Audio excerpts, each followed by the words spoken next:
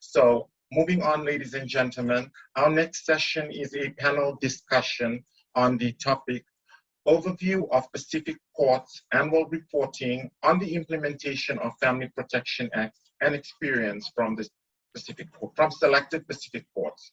Now, ladies and gentlemen, this session, as you can see on the screen, will be chaired by Ms. Cate Sumner, who is the advisor for Pacific Judicial Strengthening Initiative. And Ms. Sumner has worked in the Middle East, Asia, and the Pacific, and her career spans working with the international law firm Baker & McKenzie in Cairo, the United Nations, in the Gaza Strip and Jerusalem, the Department of Foreign Affairs and Trade in Canberra, and the International Development Law Organization in their offices in Manila and Sydney. In 2005, Cate established Law and Development Partners to work on access to justice, legal identity, and judicial reform programs across Asia and the Pacific. LNDP's focus is on improving access to justice for women, children, and people with a disability. Can I now invite Ms. Sumner to introduce the panel and chair this session? Ms. Sumner, you have the floor. Thank you. Thank you so much, William. What a lovely introduction. We've had some great intros on the key issues that we will be speaking about today. What I'd like to do is maybe just give a little overview of how we will be spending the next 45 minutes together. I'm going to begin with a presentation which will look at some of the key areas of what we can see through annual reports of Pacific Island countries across 15 different Pacific jurisdictions. We're then going to be joined by two wonderful judicial officers that we have here. We have Justice Honora Rudimch from Palau, and we have Magistrate Langi from Tonga. We're so grateful that you can join us today. It's a much better time zone for Tonga than it is Palau, so thank you so much, Honora. And we will then have a short session right at the end, which is question and answer, and my colleague Leisha Lister is going to be helping bring in some of those questions to us. But I think I wanted to reflect on the words of the previous speaker, Niomai. I think it's really important that we focus on a couple of points that she made, really around action, and are these Family Protection Acts only words? And really what we're going to be looking at now is how does the data that is being recorded by courts, how is that being done, compiled in a excellent manner with sex, age, disability, disaggregated data? How is that shared and then reviewed with stakeholders, all the different parties we've been talking about in these introductory sessions, the women's group, the faith-based groups, the shelters, the crisis centers, the courts, the police, the prosecution? How do we share that information in a timely way and review it and reflect and then adapt what's happening in countries so that we can meet the challenges, the family protection challenges and the protection order challenges. So before we move into our discussion session, which will be really a wonderful sort of live insights into what's happening in Palau and Tonga on these protection order fronts, I'm just going to really spend 10 minutes to show what we can see and the types of information that's being presented in annual reports. And also, I suppose, where we have a bit of a way to go in terms of having more information. So let's dive in, and then we'll join our two wonderful panelists, discussants, very shortly. So as William introduced me, I've been working as an advisor on a program for the last decade. It's funded by the New Zealand government, and this program will continue next year as the Pacific Justice Sector program being implemented by Te Kura. This sort of really looks at what we're going to do in this session. What can we see what is the level of transparency by courts on this really important Protection Order, Family Protection Act work? What can we see? What can't we see? What should we be doing to make sure that these are just not words on the page? We've already had a reflection on the Pacific Leaders Equality Declaration. There were quite tangible actions that apply to courts in that declaration. The need for sex disaggregated data to inform government policies, the importance of legal assistance, the importance of seeing that courts are imposing appropriate penalties. So we need to be able to see outcomes from court annual reports. That's what the leaders set up as an ideal a decade ago. And so let's now see how much of that is being reflected by courts across the region in their annual reports. Another excellent publication from the Pacific community. It really, I recommend it to everyone. I find it incredibly useful, really clear in looking at how sex disaggregated, gender disaggregated, age disaggregated data needs to be used to look at our national priorities, national strategies on ending violence against women and girls. This is a document that I've been working on over the last decade. It has about 5 iterations. This is the last one. It sums up a decade's worth of court annual reporting from the 15 countries that comprise this partnership supported by the New Zealand government aid program.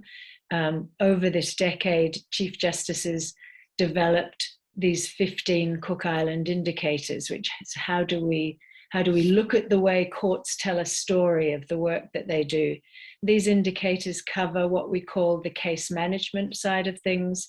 They cover access to the courts, whether you can waive a fee, whether courts go on circuit, whether there's legal aid and assistance like we've seen in Tonga with their Family Protection Legal Advisory Centre, whether there's complaint handling mechanisms, whether courts are overloaded in terms of the cases per judicial officer, and we look at transparency.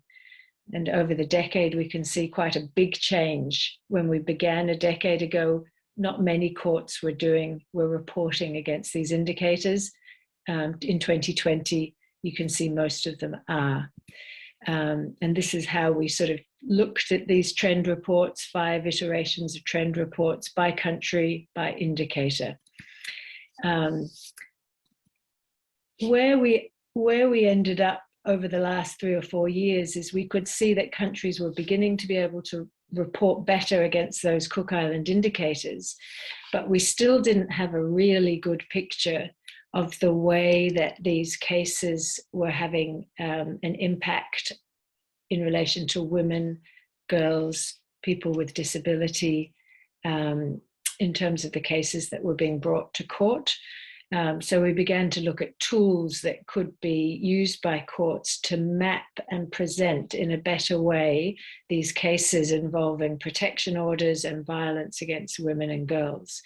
And so what we're going to do in the next couple of minutes is just look at a few of what are the really sort of good examples that are coming through the annual reports. And I think this slide sort of tells a story. I probably thought it looked like this, but this symposium today made me go back through all of the annual reports to check. And so you can see we have 4 countries, 4 jurisdictions that present information on protection orders in their annual reports in 2020.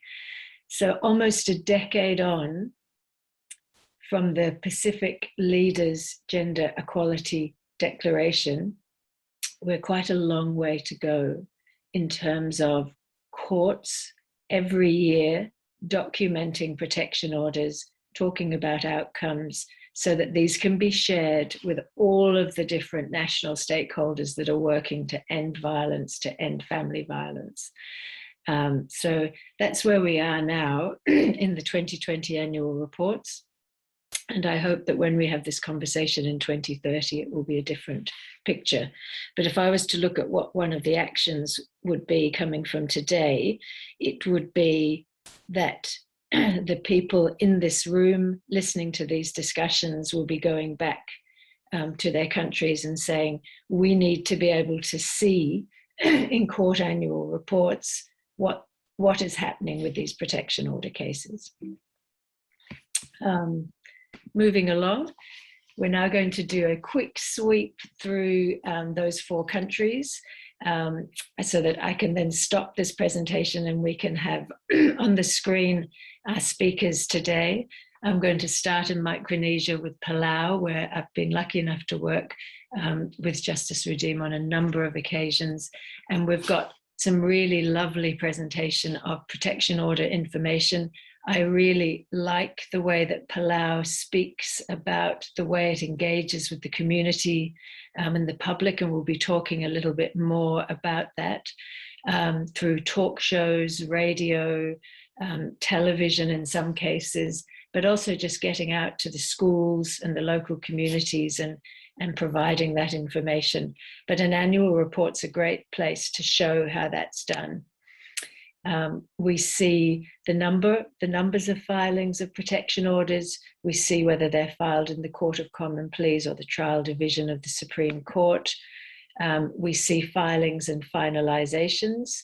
More cases finalized in 2020 than filed, and therefore we have a more than 100% clearance rate, which is excellent. We have gender disaggregated data on protection order cases filed, and we have, really importantly, information on outcomes. So here we see this trend of 9 out of 10 protection order cases resulting in a final protection order. In relation to the other 10%, the majority of those are cases that are withdrawn. That's a really important message to be sending to the community. That's why annual reports are so important. Women often think that if they bring their cases to the court, will they be believed? Will they be assisted?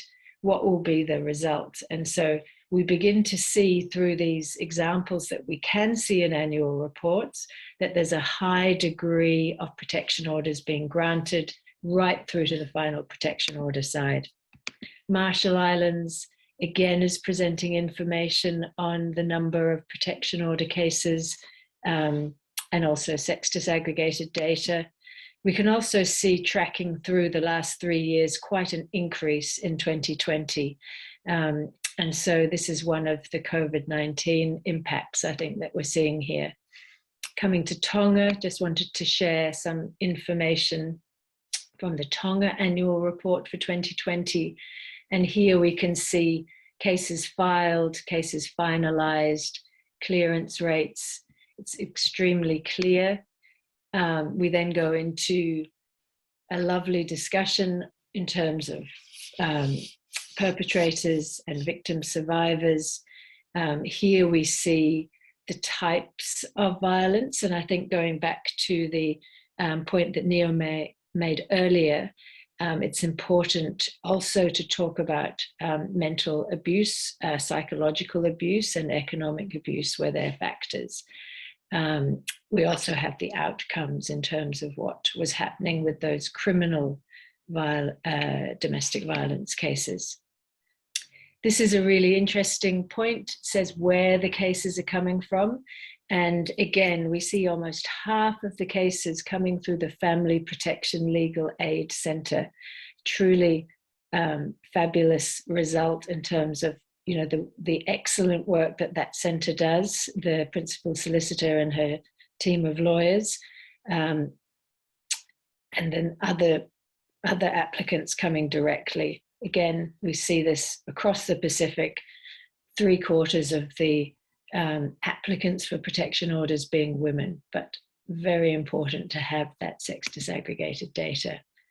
Again, we're seeing this high rate of applications being granted. Tonga has these 3 different types of protection orders, and the annual report clearly shows how what the outcomes are for each of those. Again, representation. Tonga is in this wonderful position of having the Legal Aid Centre, and so we see almost half of the cases assisted by that centre. One of the things which is extraordinary in the Tonga annual report is that it talks about cases filed and finalised by registry, which is an extraordinary achievement, and also the average duration of cases finalised by registry. And so here we have a registry for the island group of Ha'apai. We can see that family protection orders are taking a bit longer, and that's why it's very important to have this explanation, which of course is that there's this time frame for temporary protection orders going through to final protection orders. So we're not concerned by that number because of it's really very small number of days above that 90-day period. Again, we're going to come back to this point because it's a really important one in our discussion. Access to the courts, really important in the Tongan context and in so many of our island jurisdictions. You've got groups of islands, many islands where there are no police, no courts, no family protection legal aid centre. So our conversation around how can women access the courts when they're on far-flung islands is going to be really important. What have we learned during COVID-19? How can we use phone and other systems? How can we link with health centres to be a conduit for women who need to seek a protection order? Vanuatu, and it has an amazing presentation of its data. It does it in two ways, and it produces these annual reports very early in the year, January or February. There's this statistical report of the reflection, as well as the annual report, and both can be downloaded from their website. I really recommend both of those documents. What we can see here is that violence, almost 1,000 protection order cases each year. It's over 40%, 44% of all cases filed in the magistrate's court. Very important filing, increasing slightly. Given the number of cases, it's still a very impressive clearance rate of 95%. This is looking at pending cases. Their case management system allows them to track pending cases. They've, in their statistical overview, indicated that there's a reasonable number of violence or protection order cases that are pending, and they want that investigated. So some transparency there. And again, the same sort of statistics that we're seeing across the other countries. Really 9 out of 10 applicants in protection order cases being women. So before we dive in, 2 points that I think are really important for us to consider. I keep coming back to data. Data and annual reports are the key to having a discussion with partners, your other stakeholders. Unless you are recording these gender, age, disability disaggregated data fields, unless you're recording outcomes, here we see the family protection order outcomes, you're not going to have the full picture that you can convey in your annual report and have that review, reflection, adapt with the stakeholder partners. I think that the data that comes from case tracking systems, management systems on these important cases that we're talking about today, clearly they should be in court annual reports. We began our discussion today by seeing that only 4 of 15 countries have clear information on protection orders in their annual reports. But I also think there is scope for really a more regular, and I would sort of hope 6-monthly update or bulletin. It just needed to be a few pages of some of this data that we've been looking at, which goes to the national stakeholders, so that when they meet during the year, maybe they meet quarterly, maybe they meet 6 monthly, but to give them that snapshot of data, so they're not struggling with out-of-date data. They're not struggling because they can't see the trends. I've put here on the right, I think one of the best examples from across the Pacific on monthly updates from the Fiji Director of Public Prosecutions. And really, it's a 2-page overview with then a table which follows it. And it gives a picture of what's happening in terms of prosecutions. The same could be done from a court point of view: short, sharp, sex, gender disaggregated, age disaggregated data, disability disaggregated data, and it allows the stakeholders to have that conversation. So without further ado, I'm going to stop sharing this so that we can see our wonderful panelists here. And firstly, I thought if I could ask you both to unmute yourselves, then I might ask each of you to say a few words about yourself and your role, and maybe a bit about your journey with the Family Protection Act in your country. Maybe I could ask Justice Honora to start with that. Thank you. Hi, good morning, everyone, and thank you, Cate. I've recently, actually it was this year that I became a justice. I moved up to the trial division, but over the last 15 years, I have been with the Court of Common Pleas, which when the Family Protection Act was first legislated, the court pretty much designated the Court of Common Pleas as the first court of impression for domestic violence cases. So I have been the main judge handling the cases. Since I've moved up to trial division, we unfortunately still don't have a Court of Common Pleas judge. So I am still, until now, the designated judge. So, but it's definitely, I will say we've come a long way with respect to really coordinating and getting you know, this out to the public, what the act is, and the, you know, letting people know that there is this protection available that others can do, tap into.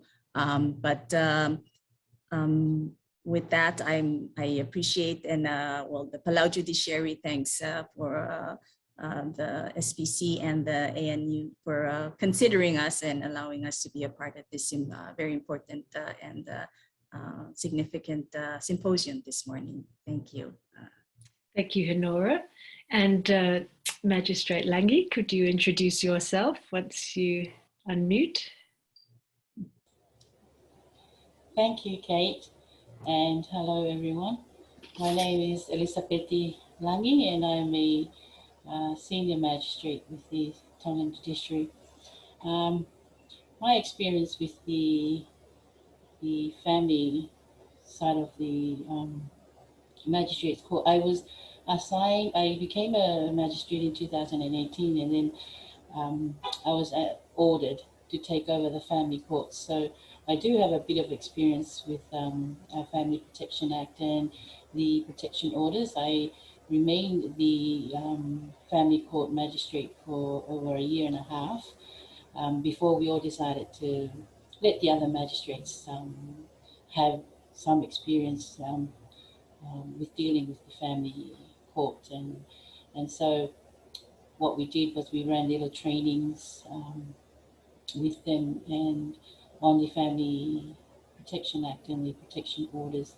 And so if there's anything they need help with now, they still come to me to assist them with that. But yes, that's the experience I've had. And I also wish to thank the facilitators of this virtual symposium for the invitation to share our experiences here in Tonga and to also learn from other Pacific jurisdictions on how we can better improve our approach to ensuring that domestic violence victims are protected and giving the necessary assistance required. Thank you. Thank you very much. I might start with a question for you, Justice Rudimch. I've, over the last, almost 10 years that we've been working together, I've been really struck with the way that you've engaged on the public outreach. And I can remember right at the very beginning when the Family Protection Act was passed, you spoke about how you've made presentations to the Congress and right down to schools across Palau as well. Could you tell us a little bit about what you learned, the different ways that you've conveyed information about the Family Protection Act and what you learned from those discussions? Yes, Cate, in the beginning, obviously a lot of the public didn't know that this Family Protection Act had been enacted, and as mentioned by the previous presenter back in 2012. Even the judiciary didn't quite know the extent of its obligations under the law. So it wasn't until 2014 where the courts finally took it upon itself to kind of say, okay, we have this obligation that we're supposed to be, providing these, creating these forms and allowing a mechanism for survivors to come and seek protection. But there really wasn't any sort of mechanism in place or collaboration with the other stakeholders. And so the judiciary then met with the other stakeholders. We did go through and actually entered into a memorandum of understanding where a lot of the significant agencies that were involved at least understood their role and how we can connect with each other. So based on that, after we got that settled, then we started these outreach and public awareness activities to let the public know that there is this law that was passed and the agencies have collaborated, and we are aware of this, and we will, this is, you let the public know how it is being done. And so I was fortunate enough in the beginning to do a presentation before Congress, Senate of our local Congress here, where I not only reminded them what the law was, but I were able to get some information about the prevalence. At that time, I believe there had been a study that was done in Palau about the prevalence of domestic violence. And so when I presented to Congress, I let them know that they were on the right track, obviously, to pass the law. But this was the actual picture for Palau. And then these were the challenges that we were facing at the time. And so we really, needed to seek their assistance to help us with all of that. So I thought that was, and it was actually also through, sorry, I can't even remember the name, but I know Lisha was involved in that because I was fortunate enough to come to Australia at the time for I can't even remember the terms. I'm a little bit excited and nervous at the same time to share all this information. But anyway, so we were fortunate to do presentations before Congress. But I think a lot of our annual activities was also, we were able to reach out to the community via the radio station, where we'd have, at the time, our senator had regular weekly programs with this radio station, and we were able to reach out to her and have us appear on the talk shows with her every now and then to go over the data and how to, file for a protective order, the numbers, give out the numbers so that they can call if they needed assistance. And then working with the schools, because we have this memorandum of understanding with the hospital, and at the time, and the education Ministry of Education was not part of the Memorandum of Understanding, but we had been reaching out to the board or the education ministries to seek assistance. So we would, we've done presentations during their teacher conferences. We've also tapped into, you know, the PTA's meetings when each school from elementary to high school in the public schools, we've been able to present some of the outreach during some of the PTAs. And in the beginning, it was really just to let them know that there's this protection, this law that's been passed. They're now able to seek protective orders and what it was. And then throughout the years, we've progressed to what the prevalence, our outreach awareness activities has now kind of moved on to what the prevalence of domestic violence in Palau, and then also explaining to them what is domestic violence, you know, because still a lot of people in the community think that it's a private matter. You know, they don't want to get, you know, they don't know that they can seek assistance and it's against the law, you know. So it's moved on to that.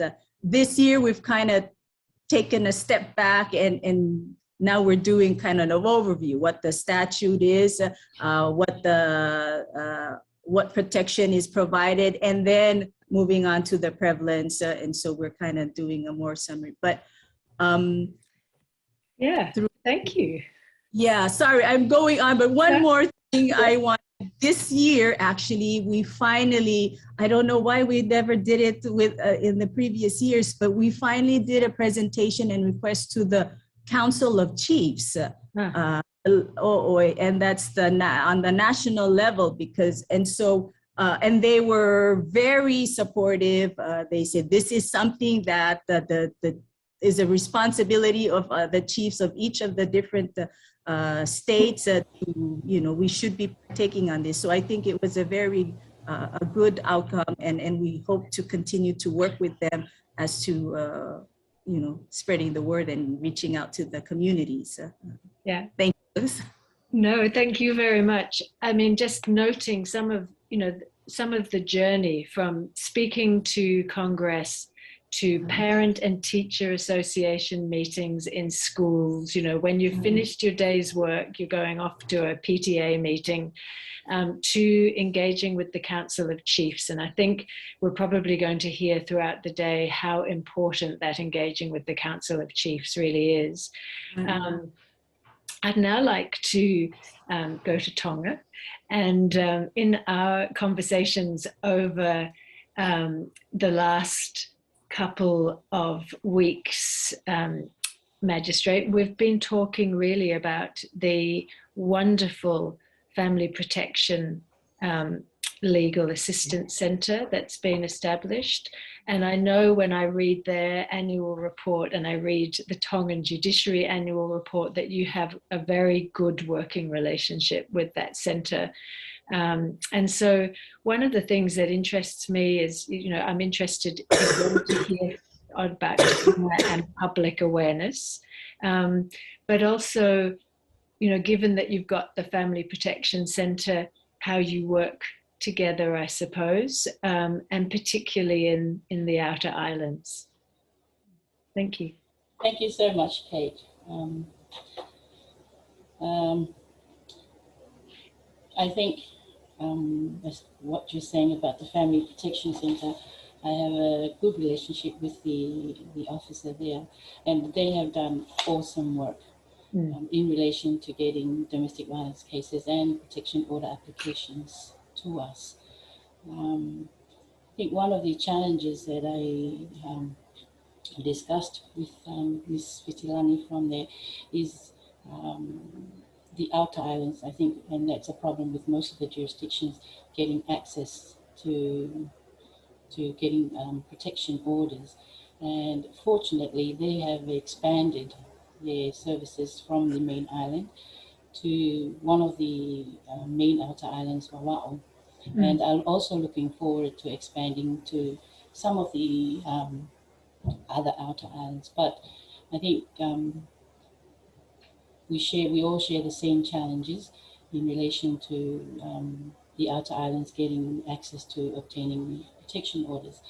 In relation to obtaining protection orders here in Tonga Tapu, we have a very good system in place, and I think we know from the reports from the Justice and also from the FPLAC reports that we have about 5 or 6 different agencies where the public can access to obtain protection orders.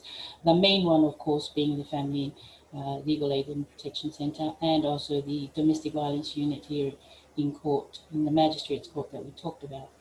And then a few coming from the various Women and Children's Crisis Centre and the Tonga National Crisis Centre. And we also have a police domestic violence unit, but they mostly deal with the criminal offences and also always refer the protection order applications to us or to the Legal Aid Centre. One of the things that we spoke about, and maybe it would be helpful to explain a little bit more about that, just sort of paint a picture for us, if you like, about a survivor coming to the Magistrates Court. As you mentioned that you have a dedicated clerk really assisting with these cases in your main court. Can you just sort of paint us a picture, if you like, so that from all across the Pacific we can see what that might look like, what she might be doing. In order for victims to access protection orders, like I said, they would come through the Family Protection Legal Aid Centre or come straight to the Magistrates Court. Here we have a domestic violence unit with a trained clerk whose sole responsibility is to accept applications. And I think you've also noted that our applications for protection orders are free of charge. So what Salome does, and she's the clerk responsible for taking, she receives, people come here and then all she does is fill in the forms, the necessary forms, and she types up the application. She then gives it to the magistrate who is in charge of the family court at the time. And we would go through it. Whoever is in charge would then go through it and then either accept or refuse the order, and Salome would then service it. Or she works closely with, there's a police officer who's also specifically assigned only for the domestic violence unit. And so the clerk works closely with him in relation to servicing those orders. That's really excellent in terms of the, as we've been talking about, the main capital city. Yes. And then we've had a few conversations over the last couple of weeks about what is the situation in your registries on the other groups of islands to the north. If somebody comes to the court, is there a clerk who can help there when they come to those courts? Yes, Salome would still go through the same process. Yeah. But for applications from outer islands, they still need to be filed here in Tonga Tapu. And so what's done is then when the order is granted, it is then sent over to the police stations over in the outer islands for service. Yeah. And how are those cases though coming? So the woman is located on the outer island. Does she physically have to go to those registries in the outer islands, or can she phone them, or can she? Well, the Family Protection Act does allow for phone calls to be made. Yeah. Applications for protection orders to be made through phone calls or emails, or so. I think what they would do is contact the nearest police stations in the islands and have the applications sent through them. Yeah. Okay, thank you very much. What we've been, this access issue, probably the final sort of reflections, I think, before we've got 10 more minutes, is really some of the barriers that I'm sure will keep being reiterated during the day are these perceptions of women when to do with courts. Is there a cost? How can I get to the court? How will I'm here, a long way away from a court building. I can't leave my village. How am I going to access this thing called a protection order, even if I know about it? And who will help me to fill out a form like this? I might not be very literate. I might be very, just really not have the faintest idea how I would approach a written form. And so through your conversations, I think we're beginning to get some of the building blocks of really good responses from the judiciary. And that is that it's so important to say that protection orders don't have a cost, first and foremost. And so perhaps in our last sort of round of discussions, maybe, if you can explain how that's emphasized, that there is no cost.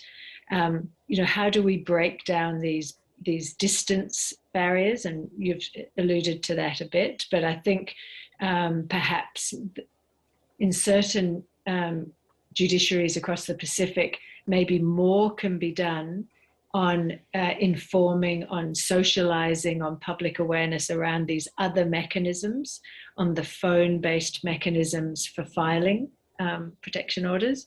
And then, of course, the links with representation or assistance or advice, the fact that there are clerks in your courts that can help with these forms in a way that they can't with other types of civil applications, as well as maybe having the Family Protection Legal Aid Center. So when we look at these barriers, these access barriers of cost, distance, and knowledge, or what do I do, I'd be interested in your thoughts on how you've addressed that. And there's one question for you, Honora, that's come through, which says, does Justice Honora take the lead on these awareness and training, or does someone else do it? And maybe they didn't hear you when you began, which is that you are the Court of Common, you were the Court of Common Pleas, you were it. But over to you, Justice Rudimch. Yes, with respect to that,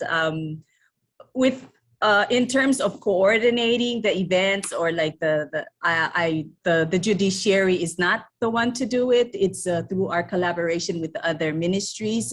So they would coordinate, reach out to the communities that they're coming in for something. So we try to do it so that we're not the main, because we still need to maintain impartiality and what. So we're coming in as part of this event, and then we're giving the presentation on that. And for the most part, it has been me. I am the face that goes and does the outreach and talks to the people. But I also, like Tonga, we have a designated clerk who we train all our clerks to be able to fill out and assist the survivors that come in. But she's the one that's really designated for after hours and other things. So she too comes along during the outreach and presentations.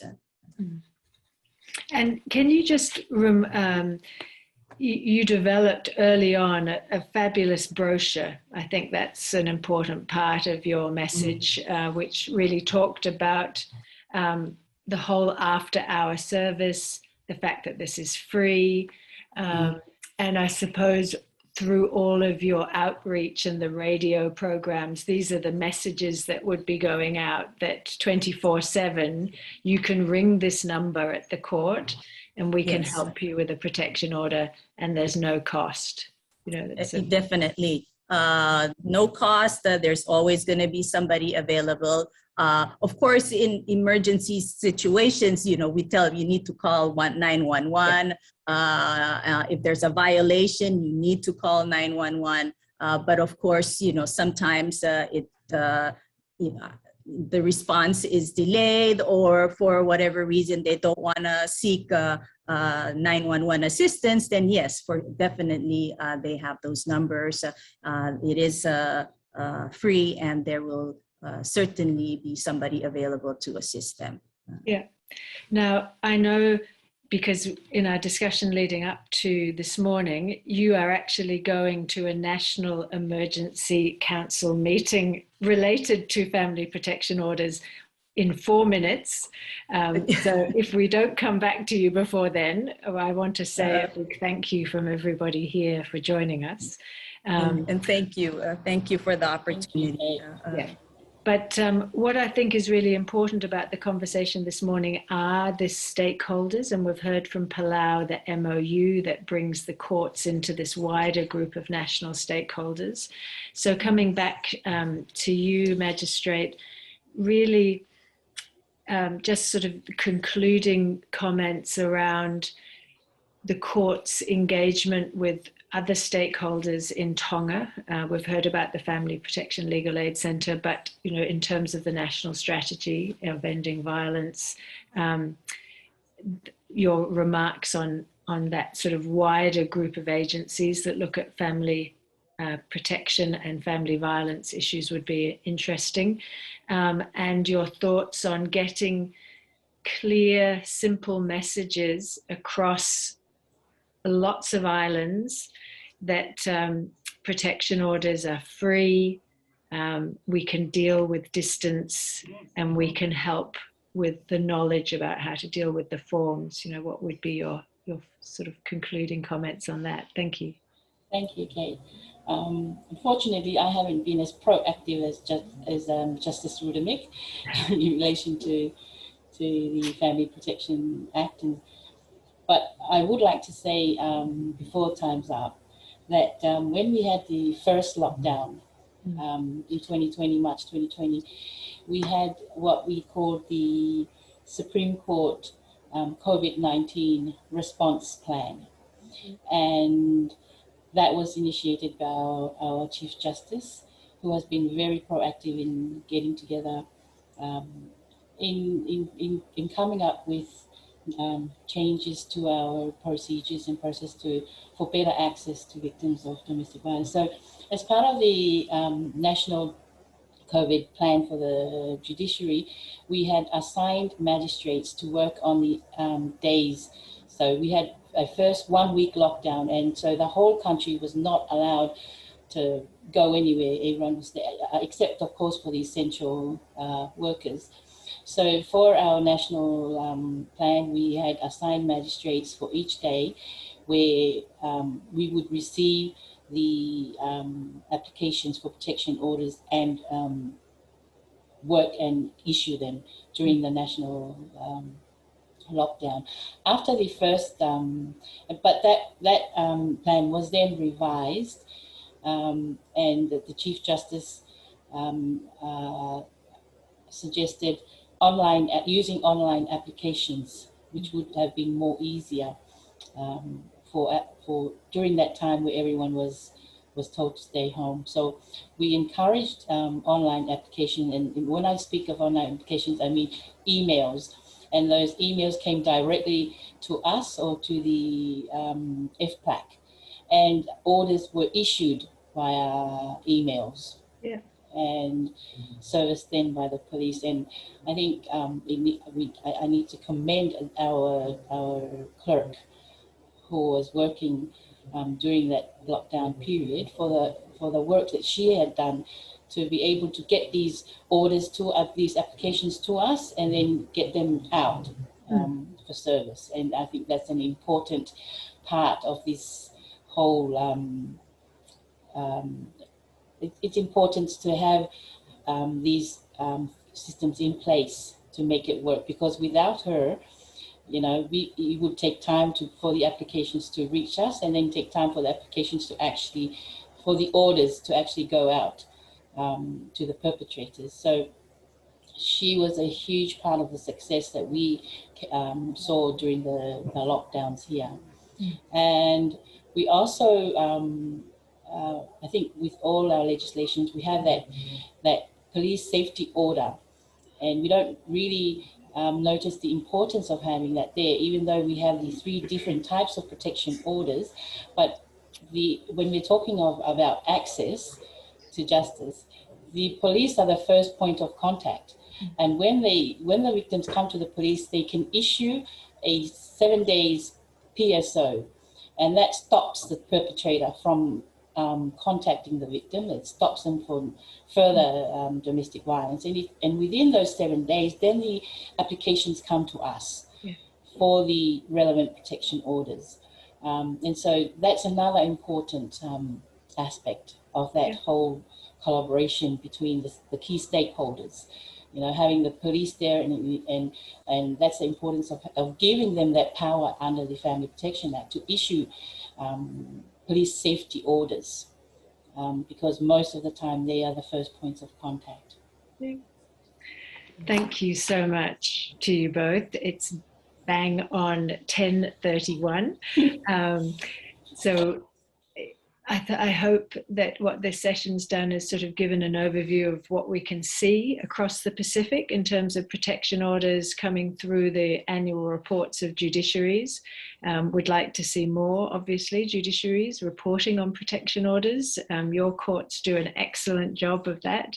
But thank you so much for joining this morning to really give the nuts and bolts of how do we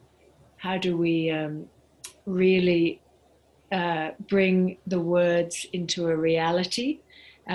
Who are the judges and the court staff who are on call 24/7? What are the different mechanisms that are allowing, phone, email, other organizations to bring these cases to the courts? And I think, the whole COVID-19 response plans and the way that activated these email ways of communicating between the other agencies, the courts, and then the police is very interesting. But I'm going to hand back now to our esteemed MC William. And thank you both so much for joining this morning. Thank you. Thank you. Thank you. Thank you so much. Thank you so much, Ms. Sumner, for that facilitation as chair. And thank you as well to the panel members, the Honorable Justice Honora and Senior Magistrate Elisapeti Langi from Tonga. Thank you so much for that presentation. Thank you for making the time to be present here with us today, and given your hectic schedules in the judiciary, and just being here to share on your experiences in the judiciary and in the key messages on protection orders and ensuring it that it's safely and is effective in terms of our survivors.